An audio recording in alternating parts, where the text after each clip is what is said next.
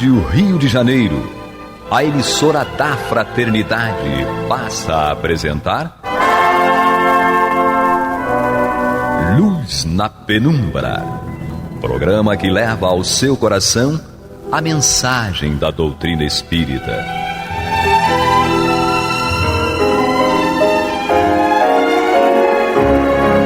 E com vocês, Eduardo Araújo, para o estudo de O Livro dos Médiuns, da obra codificada por Allan Kardec.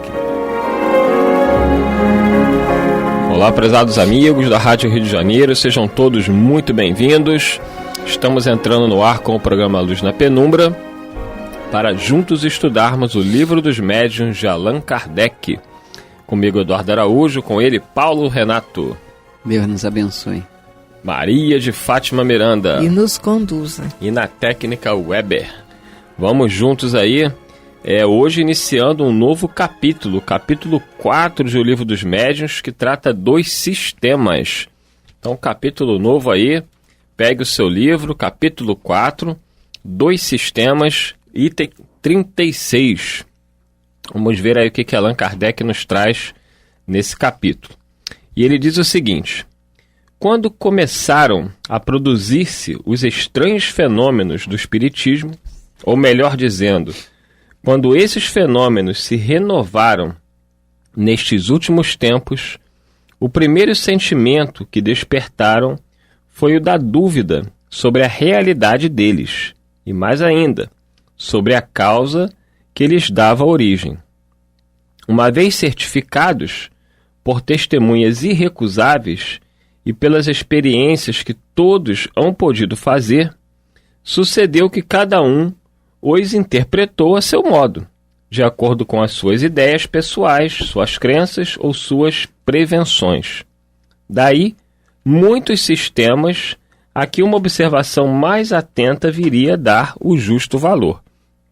Então é natural, né, que quando uma pessoa vai observar determinado fenômeno ou fato, ela vai explicar segundo aquilo que ela entende, que ela conhece. Um filósofo vai olhar de uma maneira, um biólogo vai olhar de outra, um matemático já vai pensar de outra maneira. Enfim, era o que acontecia ali naquele primeiro momento. Cada um tentava interpretar os fenômenos espíritas, né, da maneira como traziam seus conhecimentos prévios. Continua Kardec. Julgaram os adversários do espiritismo e encontraram um argumento nessa divergência de opiniões, dizendo que os próprios espíritas não se entendiam entre si. A pobreza de semelhante razão prontamente se patenteia, desde que se reflita que os passos de qualquer ciência nascente são necessariamente incertos, até que o tempo haja permitido se colecionem e coordenem os fatos sobre que se possa afirmar a opinião. À medida que os fatos se completam e vão sendo mais bem observados, as ideias prematuras se apagam e a unidade se estabelece, pelo menos com relação aos pontos fundamentais, senão a todos os pormenores. Foi o que se deu com o espiritismo, que não podia fugir à lei comum, e tinha mesmo por sua natureza que se prestar mais do que qualquer outro assunto à diversidade das interpretações. Pode-se, aliás, dizer que, a este respeito, ele andou mais depressa do que outras ciências mais antigas, do que a medicina, por exemplo, que ainda traz divididos os maiores sábios. Isso é uma grande verdade, né? Lendo hoje, aqui Kardec falando isso, nós vemos aí a confusão que foi durante a pandemia, né? Ainda está sendo, com alguns médicos com entendimento, outros médicos com outro. Aí a OMS dá uma recomendação, daqui a pouco diz que não era nada daquilo, muda tudo. Todo mundo virou cientista, jornalista virou cientista, todo mundo. Então, provando que a própria medicina, que já é tão avançada, ela ainda traz as suas controvérsias, né? Tem médicos, pesquisadores que pensam de uma determinada maneira sobre determinada doença, tem outros que já vão com outras teorias, um vai contraditando o outro. E nem por isso a gente deixa de respeitar a medicina, porque é graças a ela que nós estamos aqui, né? A expectativa de vida, graças aos avanços, né, da medicina hoje, são muito maiores. Antes, você com 40 anos já era idoso. Quando estava vivo. Exatamente. E quando falava no microfone. Quando falava no microfone também. Também era muito bom naquela época. Era bom naquela época, era muito bom. Mas hoje, há contradições. Hoje a pessoa com 80 anos aí, às vezes está muito bem. Nós vemos Divaldo Pereira Franco aí com 94 anos e trabalhando, atuando. Chico foi até os 92, sendo que o Divaldo está mais com um vigor maior do que o Chico, com 92 já estava bem caidinho. O Divaldo está firme e forte aí, graças a Deus. E vejo pessoas com 90 anos, 100 anos, com lucidez, uma coisa impressionante. E claro que a medicina, né, com a sua contribuição, que Jesus permitiu que nós chegássemos até esse nível, ela está proporcionando aí uma expectativa de vida cada vez maior. Porém, ainda com muitas controvérsias, mesmo com todo esse avanço. O que dirá, naquela época, como diz Kardec, a ciência que nascia, né, a ciência nova, o espiritismo, com fenômenos tão complexos, envolvendo não somente questões de ordem material, mas sobretudo de ordem espiritual e das relações desse mundo espiritual com o mundo material. Era mais do que previsível que muitas teorias, né, muitos sistemas, como esse capítulo que nós estamos iniciando, surgissem para explicar tais fenômenos, Maria de Fátima Miranda. Pois é, e nós vamos entender ainda quando ele fala, você estava falando, estava refletindo. O psicólogo, ele vê o mundo com o olhar de psicólogo, não é?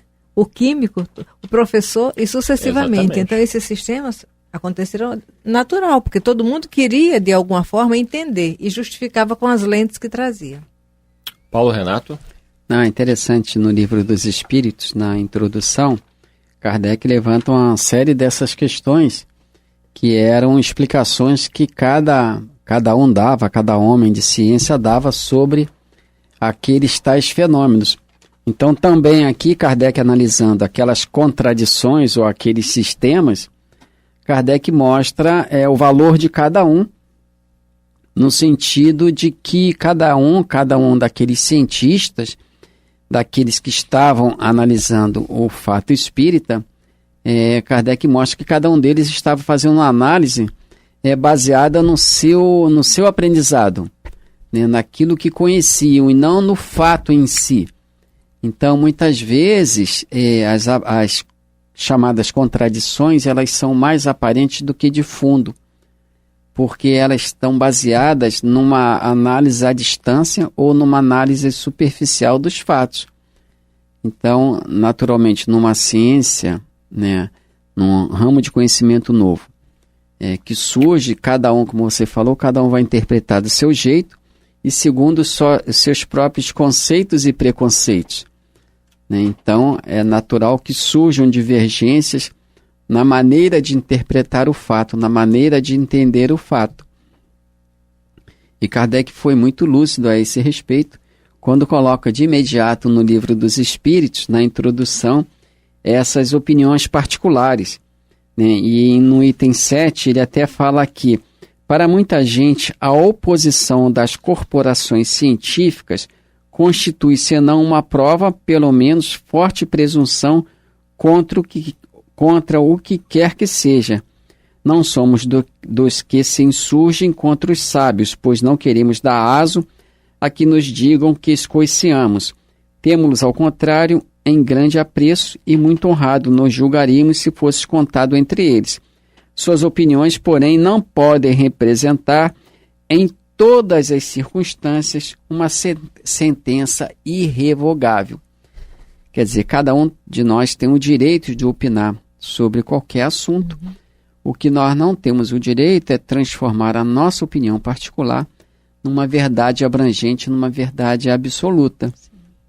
Né? Então, muitos, à época do surgimento da doutrina espírita, quiseram fazer da sua opinião particular, muitas vezes distanciadas do estudo mesmo dos fatos, mas quiseram fazer da sua opinião particular uma verdade absoluta. Como se a sua negação fosse destruir os fatos, né? Como Kardec coloca no próprio Evangelho, como que se destruindo os livros, ou aqueles que trazem os livros pudessem matar os espíritos, né? Então, a negação de um ou de outro não interfere essencialmente na doutrina espírita, né? Porque, como dizia Gamaliel ainda, isso está registrado em Lucas, se eu não me engano, no Evangelho de Lucas, Gamaliel falou para Paulo, no combate que ele travava com os cristãos, com os homens do caminho. Então Gamaliel falou para ele, você tome cuidado para que não se veja combatendo contra o próprio Deus, porque se essa doutrina vem dos homens, morrerá por si mesma, mas se vem de Deus, permanecerá. Então, diante de tantas contradições de observações e conclusões precipitadas, a doutrina sobreviveu, porque era a verdade. Naturalmente, algumas coisas foram retocadas pelo próprio Allan Kardec nas obras subsequentes. Os espíritos deram muitas instruções a Allan Kardec nesse sentido.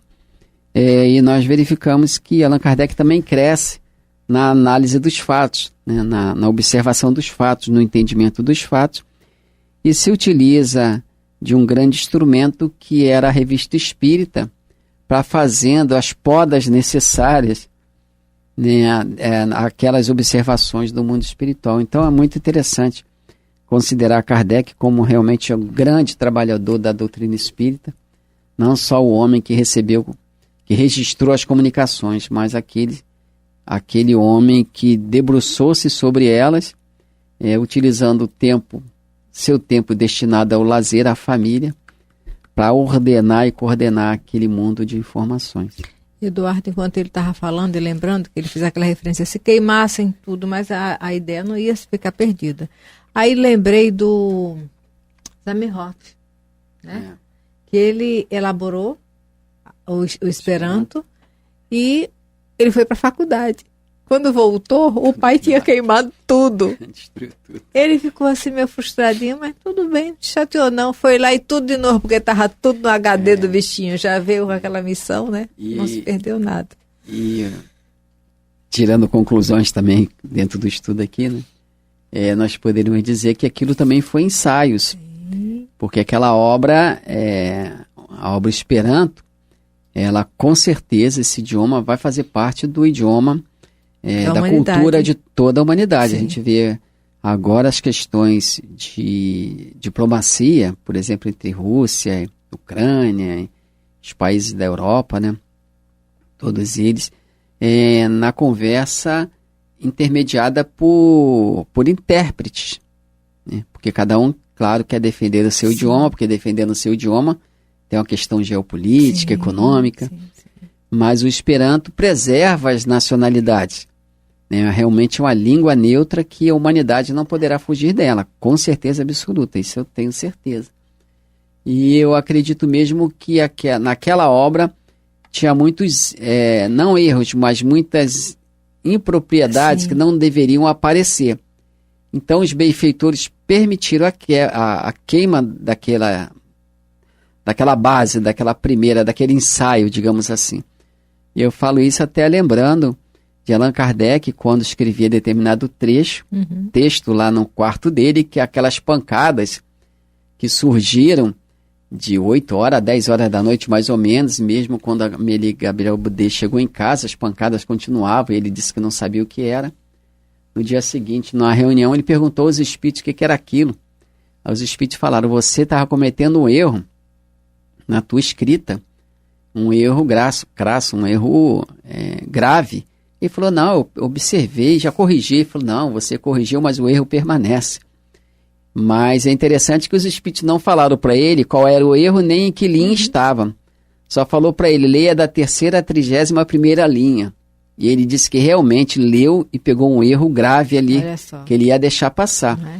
E nós lembramos também, para encerrar aqui minha fala no momento, de Chico Xavier, né, aqueles 4 anos de psicografia, né, de 1928, se eu não me engano, 29, não sei, até 1931, quando apareceu Emmanuel na vida dele.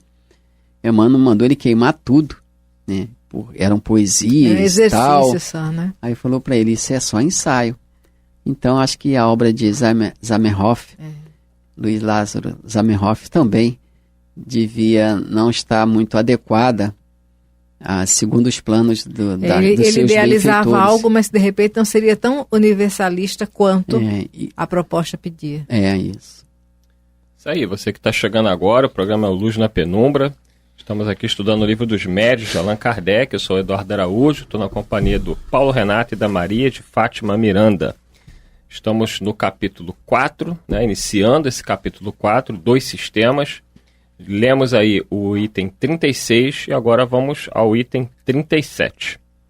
Seguindo metódica ordem para acompanhar a marcha progressiva das ideias, convém sejam colocados na primeira linha dos sistemas os que se podem classificar como sistemas de negação, isto é, os dos adversários do Espiritismo.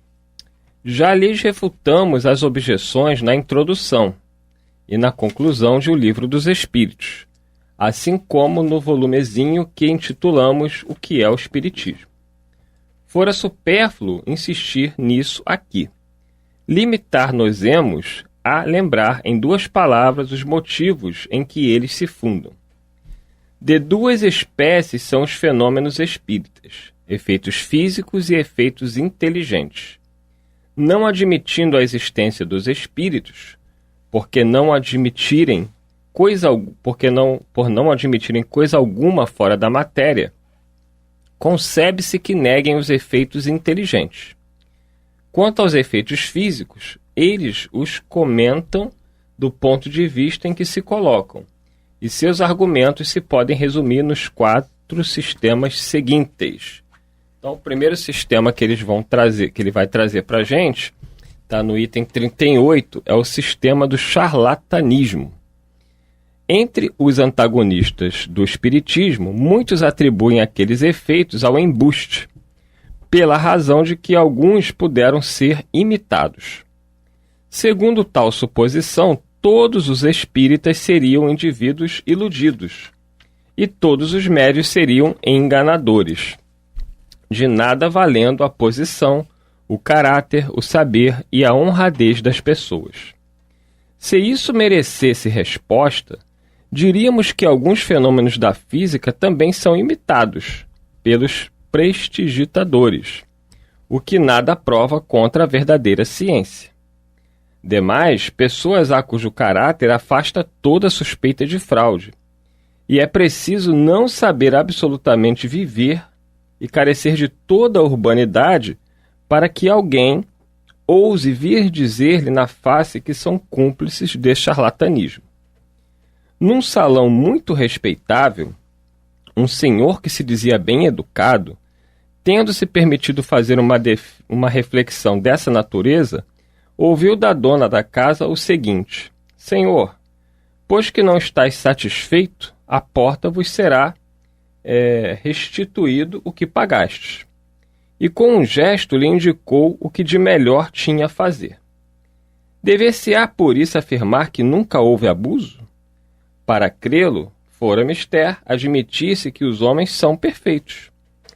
De tudo se abusa, até das coisas mais santas. Por que não abusariam do espiritismo? Porém, o mau uso de uma coisa se faça não autoriza que ela seja prejulgada desfavoravelmente. Para chegar-se à verificação que se pode obter de boa fé com que obram as pessoas, deve-se atender aos motivos que lhe determinam o procedimento. O charlatanismo não tem cabimento onde não há especulação.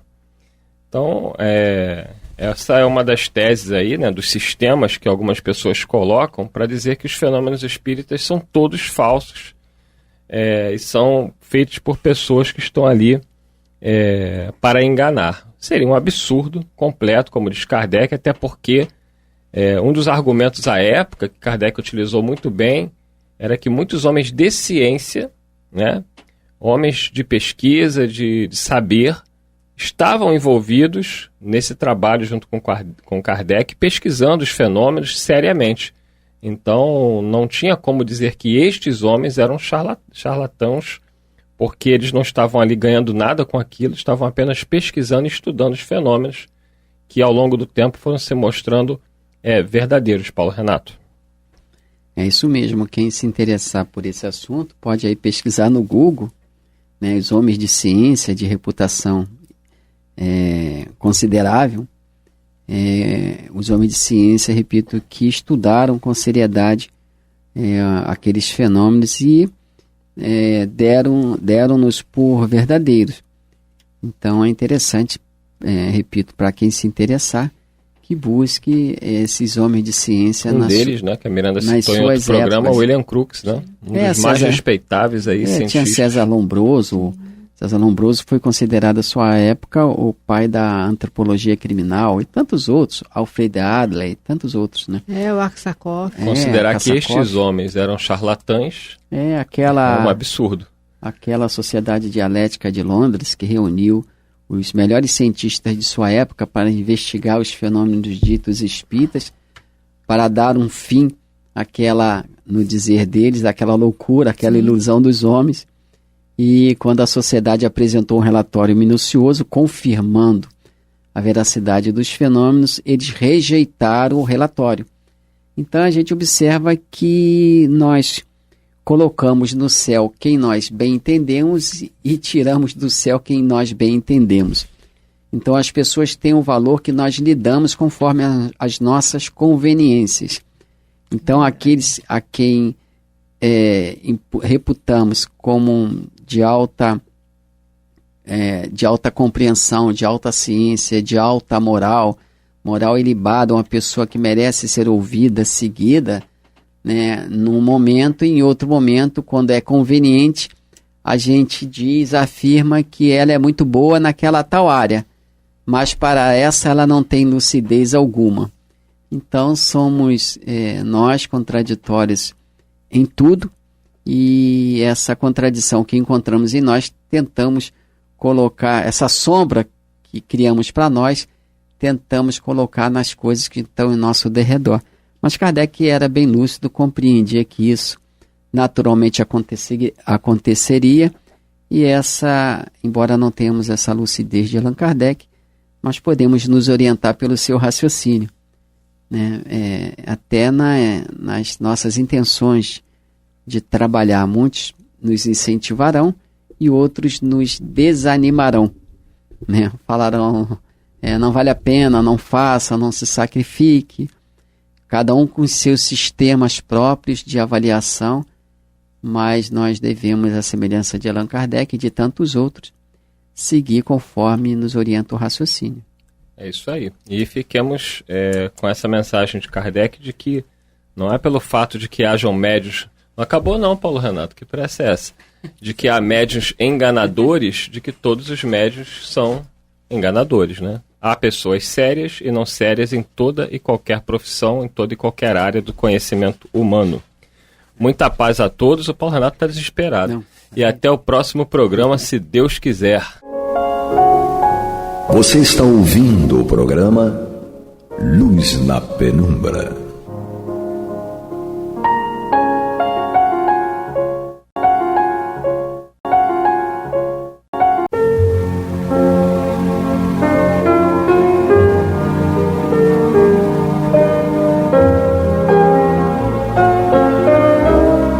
A Rádio Rio de Janeiro está levando ao seu lar e ao seu coração a mensagem consoladora da doutrina espírita, através do programa Luz na Penumbra. E agora com vocês, Amaury Santos e Astrênio Oliveira, para comentar os textos da Revista Espírita de Allan Kardec no período de 1858 a 1868.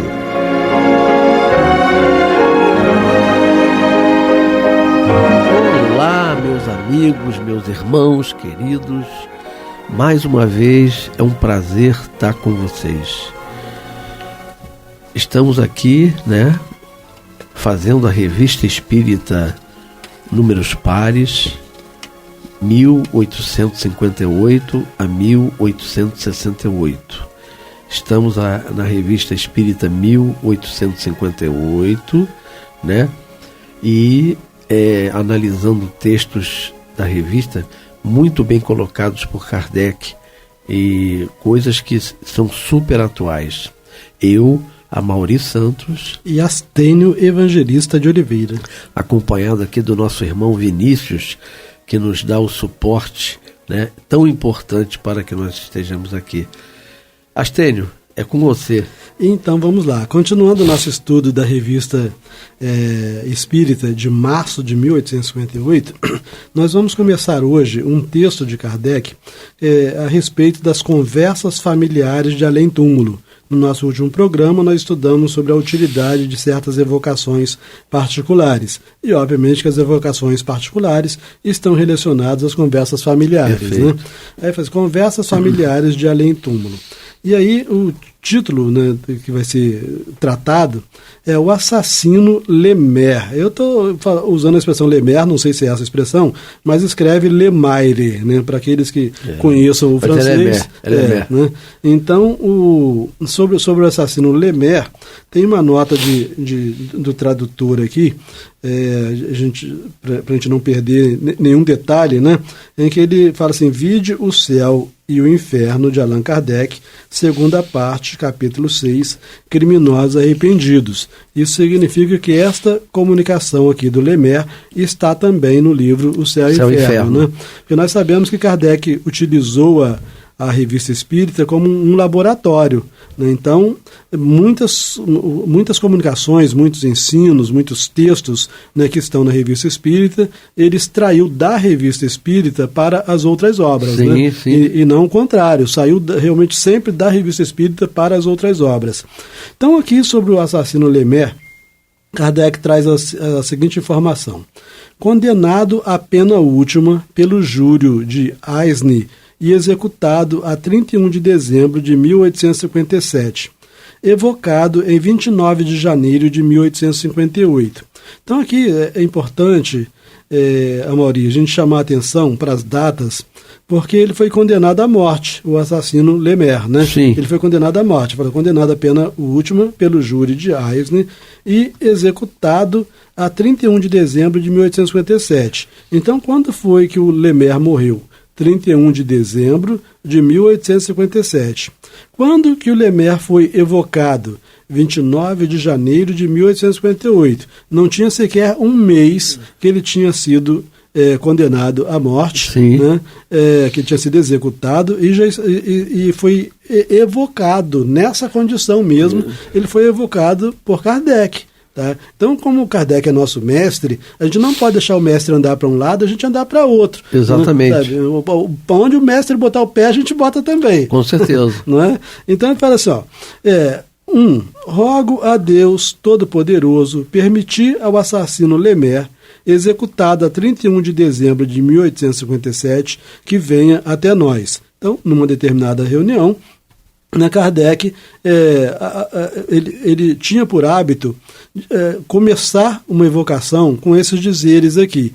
A gente vai ver mais à frente, né, em outro programa, que lá pelas tantas Kardec parou de utilizar esse tipo de evocação. Né? Ou pelo menos de colocar aqui na obra. Né? Ele já ia direto no assunto. Né? Então ele fala assim, ó, rogo a Deus Todo-Poderoso permitir ao assassino Lemaire, executado a 31 de dezembro de 1857, que venha até nós. E aí, quando Kardec acabou de falar isso, através do médium, o Espírito fala, eis-me aqui. Então, acabou de fazer a evocação. Olha o pensamento, né? É claro, como a gente aprende com Kardec em outros momentos, inclusive no livro dos médiuns, quando você pensa em evocar, você já evocou. Já evocou, né? Já está na mente a pessoa que você quer chamar. Isso. Então, para aquela reunião, Kardec pretendia evocá-lo. Já tinha evocado, entendeu? Verdade. Por isso que ele já estava lá. Né? Então, é importante, que às vezes a pessoa pode pensar assim, mas como é que é esse negócio? O Espírito está lá, não sei aonde, evoca, já está,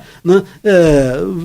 Inclusive já adaptado ao médium, né? Para poder se comunicar, é que a simples intenção de evocar já é uma evocação. Por isso que a gente tem que ter cuidado, né, Astênio? com o nosso pensamento, né? Porque nós muitas vezes pensamos em pessoas, vamos dizer assim, uma pessoa que fez mal a mim, né? Mas já desencarnou. E aí me vem aquele momento em que eu penso nela e no ato que ela fez a mim. Quer dizer, ela, ao mesmo tempo, numa outra dimensão, se aproxima de mim, né? Sim. E percebe as minhas sensações negativas contra ela. A gente aprende a doutrina espírita que a gente deve ao máximo evitar isso, né? Porque evitar ficar falando mal da pessoa, lembrando erros que ela praticou, principalmente porque essa pessoa sabe que nós conhecemos a vida espiritual, né? Então ela não nos perdoa. Normalmente uma pessoa desequilibrada, ela fala, se você não soubesse o que é a vida espiritual, eu te perdoaria. Mas você sabe, e está falando mal de mim. Assim, né?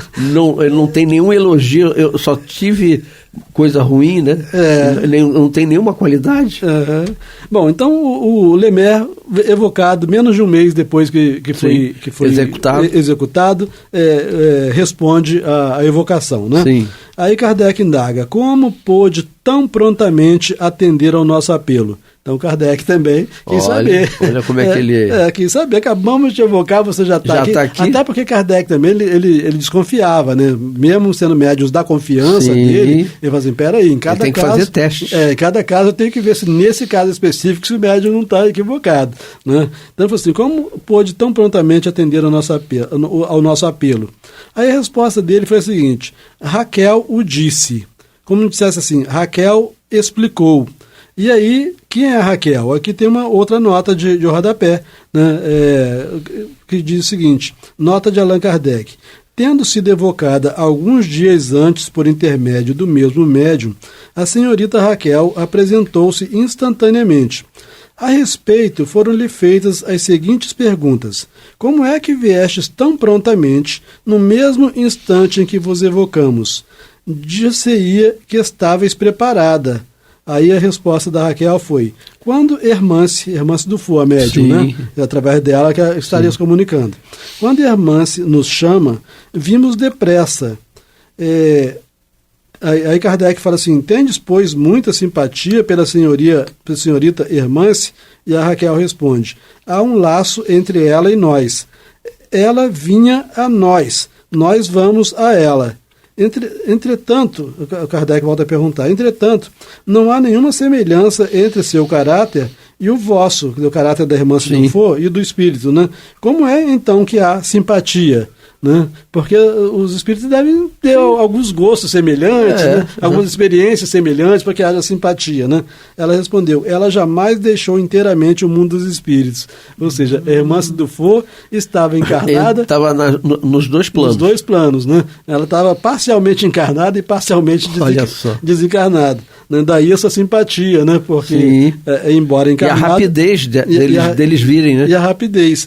E aí o Lemer, como se ele dissesse assim, a explicação para mim foi a mesma explicação da Raquel. Então ele certamente quando a Raquel se comunicou, ele já estava lá, porque os espíritos já estavam preparando para a comunicação dele. Né? E aí ele já estava lá e o que a Raquel respondeu, ele também respondeu, né? Então daí ele dizia, Raquel o disse. Entendeu? Você colocou uma coisa muito interessante quando você falou assim, quando ele evocou, eles já estavam pensando. Sim. Né? Então quando Kardec foi com esse propósito de ciência, né? Ele já tinha na mente a quem mais ou menos ele ia chamar. Sim. Que seria o Lemer, né? Que estava morto. Aí a espiritualidade já preparou, muito bem colocado por você, preparou o ambiente. Já aproximou o Lemer da médium, da Hermance, e enquanto isso ele já ouviu comunicações anteriores. O próprio Lemer ouviu as comunicações anteriores. Perfeito. Daí, quando perguntou como é que você chegou tão rápido, ele falou assim, a Raquel já explicou. Ainda deu a resposta, né? Ó, a anterior já explicou a você. Isso, né? Então, pela mesma situação, porque a aproximação dele com a médium, médium estava com o pé lá, outro pé cá. Está nos dois planos, né? Então, aí Kardec pergunta, vendo-nos, que sensação experimentais? A gente lembra, então, que ele foi um assassino, né? Sim. Que sensação experimentais? Aí ele responde, a de vergonha. Gente, no caso dele, ele foi um assassino. E aí ele estava com vergonha de ter sido um assassino. Mas no caso da gente, que nem é assassino, a gente deve ter também vários outros motivos de vergonha, né? Porque pra gente, um erro menor é tão grave quanto um erro desse para quem não conhece a verdade, né? Então, essa sensação de vergonha deve ser terrível. Nossa, né? Senhora. Bom, vamos ao item 4. Como pode uma jovem, mansa como um cordeiro, servir de intermediário a um ser sanguinário como vós? Essa jovem, mansa como um cordeiro, era a médium. A médium, né? A Irmãs. A Irmãs do For. Sim. Né? Então, assim, como pode uma jovem, mansa como um cordeiro, servir de intermediário a um ser sanguinário como vós? Agora, por outro lado, ele fala assim, Kardec, você está chamando o espírito de sanguinário? Sanguinário, é verdade. Né? Quer dizer, nós teríamos algum cuidado maior de falar. Foi taxativo. Então, como pode uma jovem mansa como um cordeiro servir de intermediário a um ser sanguinário como vós? Aí o Lemer responde, Deus o permite. Foi profundo também, né? Perfeito. Foi profundo também, deu a lição no Kardec aqui. Com certeza, Deus né? o permite. Daí Kardec ter dito lá atrás que os espíritos vulgares também nos trazem grandes ensinos. Com certeza. Né? Você lembra nos programas anteriores? Né? Bom, então vamos prosseguir, né? Conservastes os sentidos até o último momento. Então, ele foi condenado à morte, a cabeça dele foi decepada. Foi decapitada. Foi decapitada. Então, Kardec pergunta, conservaste os sentidos até o último momento? Como dizer assim, você não perdeu os sentidos antes da execução, porque acontece muito isso no espírito. Sim. Pelo menos o espírito que não está muito endividado, ou que não está endividado, ele perde o sentido já antes da execução. Exatamente. Joana d'Arc, antes de ser queimada, né, já tinha perdido o sentido. Sim. Então, está queimando lá o corpo, o espírito não está sentindo nada. Então, daí Kardec perguntar, e com você? Aconteceu isso? Você já tinha se mandado antes da execução? Saiu antes. Então, conservaste o sentido até o último momento? A resposta, sim. Sim, meu amigo, sentiu tudo. Sentiu tudo. Sentiu tudo, era um assassino. Tava devendo. Estava impregnado, né? Estava devendo, né? Não teve proteção da vida, não. Não. Né? Aí Kardec fala assim, após a execução, tivestes imediata noção dessa nova existência? Né? Quer dizer, tiveste noção de que estavas agora na vida espiritual? Né?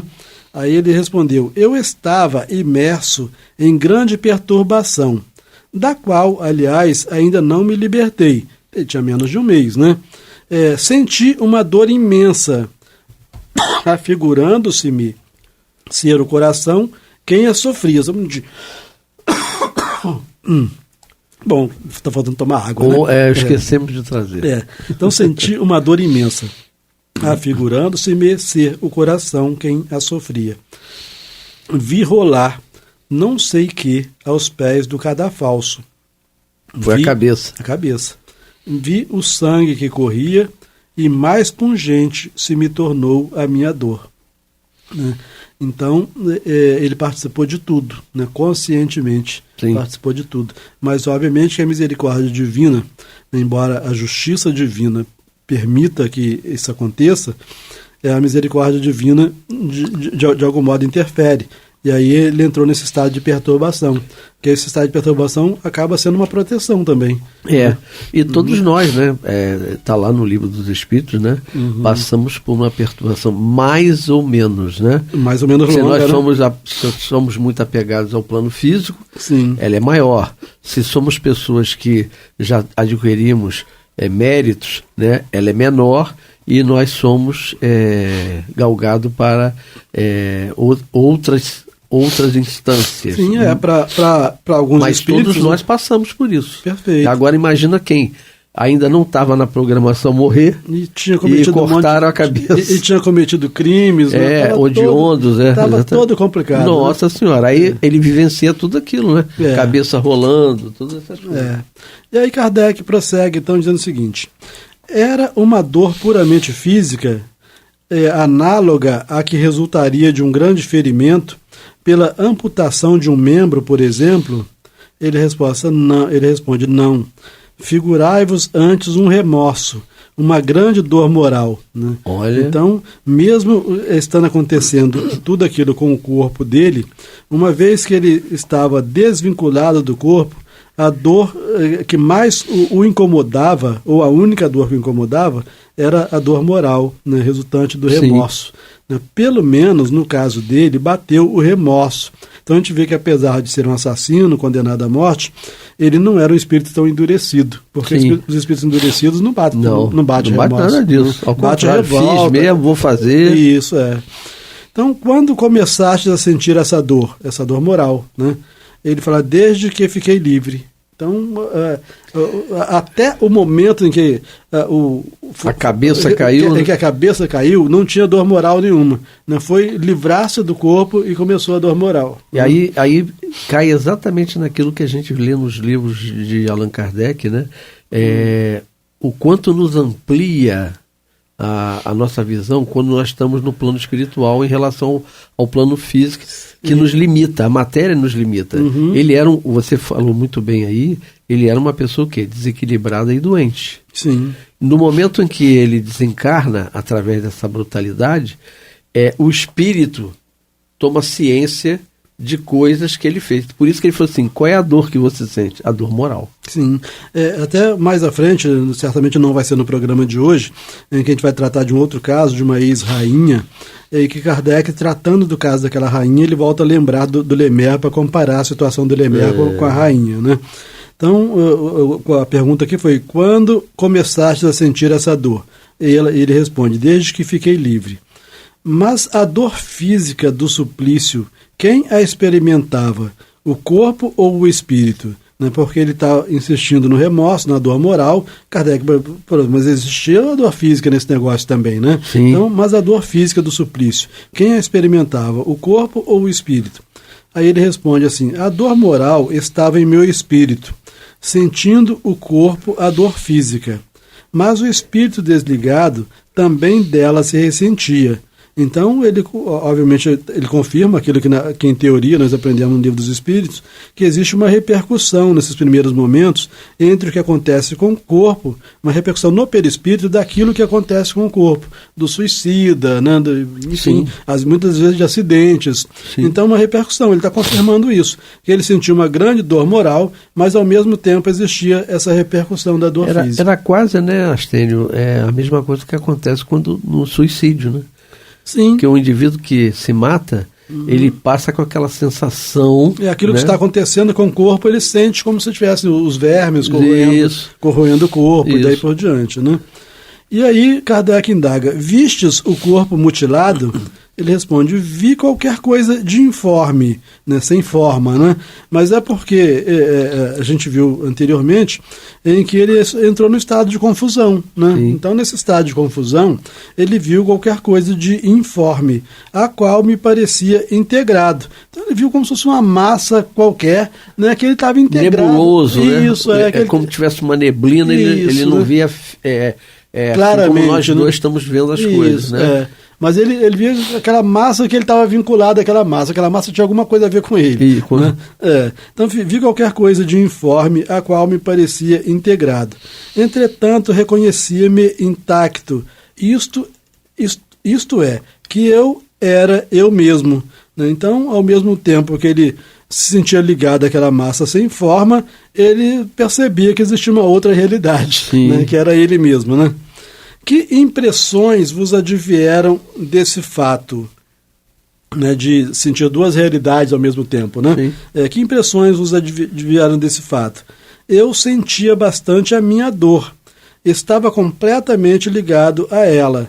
Em outras palavras, eu estava confuso, né? Eu estava focado na minha dor. Com certeza. Então não dá para dizer que impressões eu senti. Porque eu estava vivendo aquilo ali. E também, às vezes, nós não temos palavras, né? Sim. Na matéria para dizer o que a gente está sentindo. Quantas vezes você sente algo tão agradável, mas você não encontra, né? E olha que português é uma língua rica, né? Não encontra palavras para expressar o que você internamente está sentindo. Isso acontece nas coisas mais vulgares. Às vezes você vai ao médico e não sabe dizer o que você sente exatamente. Né? O que você está sentindo? Não sei. Eu estou sentindo dor. Estou sentindo dor.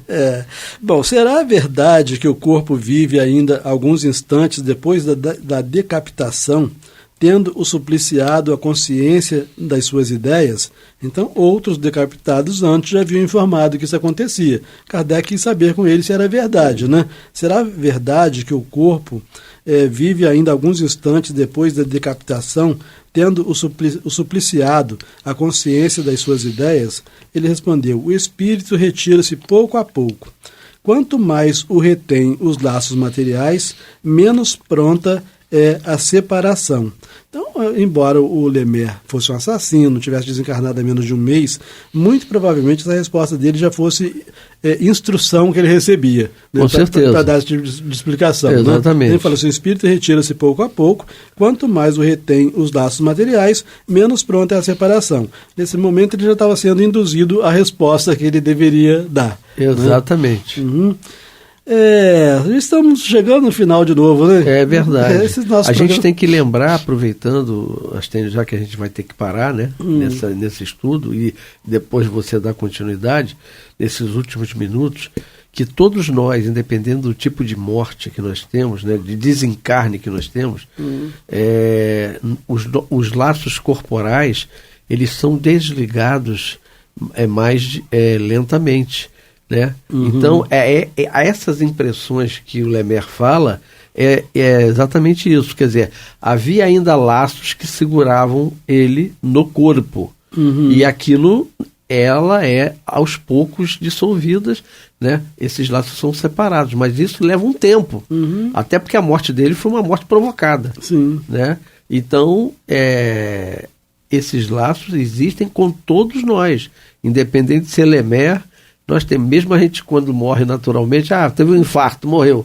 Mas os laços são liberados aos poucos pelos espíritos. Sim, quem tiver interesse, né, se ainda não leu, leia o livro Voltei, do irmão Jacó, psicografado pelo Chico Xavier, porque vai dar bem a ideia de como se processa a desencarnação de um espírito do nosso, mais ou menos do nosso nível, né? Isso. De conhecimento de doutrina espírita, de prática da caridade. Presidente, né, da associação. Sabe, e que distribui cesta de alimentos, essa coisa toda. E mesmo assim passou por situações complicadas. Pelo menos ele esperava que não, né? Exatamente o momento da desencarnação dele, em que ele teve a honra de ter a presença do Bezerra de Menezes para cortar os laços, né, que ainda o vinculavam à matéria. Ele diz que o impacto que ele sentiu na hora que o Bezerra de Menezes acabou de cortar o laço foi tão forte que, se ele não tivesse sendo segurado pelo próprio Bezerra e pela filha dele desencarnada, a sensação dele é de que ele seria arremessado à distância. Olha, né? só. Para ver, depois de tanto tempo de enfermidade, porque ele ficou enfermo durante muito tempo, e todo o conhecimento e prática da doutrina espírita, ele ainda sentiu esse forte impacto do desprendimento do corpo. Né? Meus irmãos, então estamos encerrando agora mais um tema maravilhoso que vamos dar continuidade. Eu, Amaury Santos e Astênio Evangelista de Oliveira. Muita paz a todos.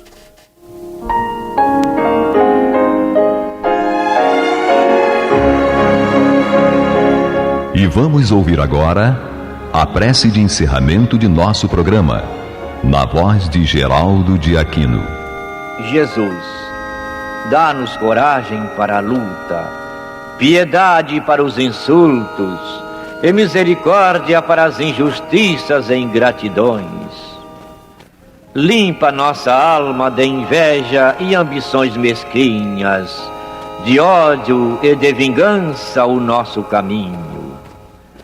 E que dentro em pouco, ao recolher-nos de novo ao calor do nosso leito, para que o sono nos dê a paz e o esquecimento das tristezas humanas, possamos sentir, Senhor, no mais íntimo de nosso ser, a doçura indefinível do Teu amor e a grandeza incomparável da Tua divina presença.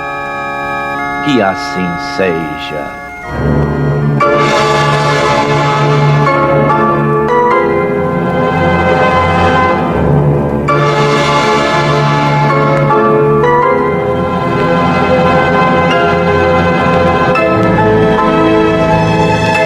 acabamos de apresentar o programa Luz na Penumbra, que voltará a ser apresentado amanhã às 21 horas nesta emissora.